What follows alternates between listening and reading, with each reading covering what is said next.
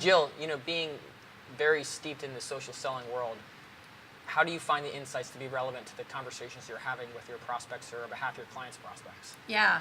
So you started with content, and content is the currency of the modern marketer. It's also the currency of the modern sales professional.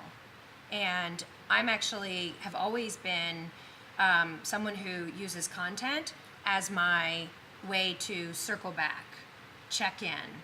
A lot of salespeople circle back and check in based on their quarter getting closer and closer to the end, versus I would read what my buyers read and share that content across my social networks. How do you scale that? If you're reading what your buyers read, you're reading a lot of stuff. Yeah. Right? Well, it's my job, because the old pitchy, selly, always be closing isn't working anymore. And so for me to have a conversation that leads with insight and value, that I am a trusted expert to my buyer, that I know the world in which my buyer lives, I need to read B2B Magazine. I need to read Chief Content Officer Magazine. I need to listen to your podcast. I need to watch YouTube videos of Beth Comstock at GE. If she is my potential buyer, I need to get in her head. And so I need to be a content connoisseur as a sales professional. Sure. And marketing can really support sales people in this initiative. But my big question to that is, and it's hard to argue that you want to be digesting what your prospects are digesting so you can understand their frameworks and their mindset, but can you scale that? Can you deliver that if you're a rep that's in charge of 100 accounts or 50 accounts, where that may be? Does that notion of social insights scale, Carla? Well, I think it depends on how you look at it. So 90% of the content that marketers produce is never looked at, never seen by sales or the customer. So what I a think travesty. It is. But I think marketers are in this habitual publish. I mean, from a media perspective, they're publishing, but nobody's reading. So what they're also doing is that they're not looking at the content that they're producing as a digital conversation.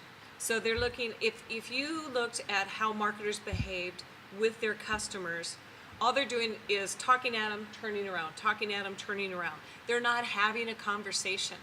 So what's missing and how you start to get those insights are that you have these conversations with customers and you adjust content along the way to respond. But unless you really have that two-way conversation, and I hear lots of people say, brand storytelling, super important. It is important, but there's also the time where you have to listen to your customers. Because unless you listen to your customers deeply, then you're not going to know how to adjust that conversation. So then when you talk about scale, Yep. so I look at HP. They have, a friend of mine is their director of sales enablement. So what they've actually done is created a sales enablement team that works between marketing, communications, and product development and sales. And so they're this hub.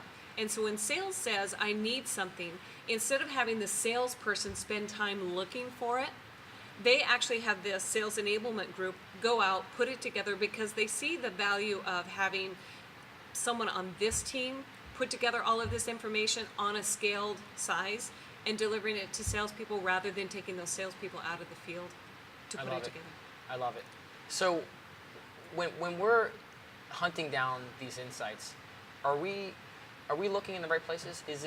Are we looking at the right information? Are we having the right conversations? And my question would be, where have you seen it to be very successful? Where have you seen people really nail that salient insight that makes for a successful account-based marketing campaign, if you will? Well, it's really complex, as you're indicating. Yep. I mean, you can have, we started out with database data, and now we've got all the social listening tools and all of this non-conforming data to sort of roll into the picture. And I think the only way to do this feasibly is to really do it iteratively. So the concept of agile marketing is really popular just because of that. Mm-hmm. So it's a continuous improvement.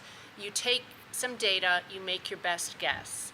You send the content you think will engage, and you start the conversation. And every time you have an interaction, you're going to be smarter and smarter and learn more, and you can append your database and really hone in on what engagement is really working on a specific person to person or account by account.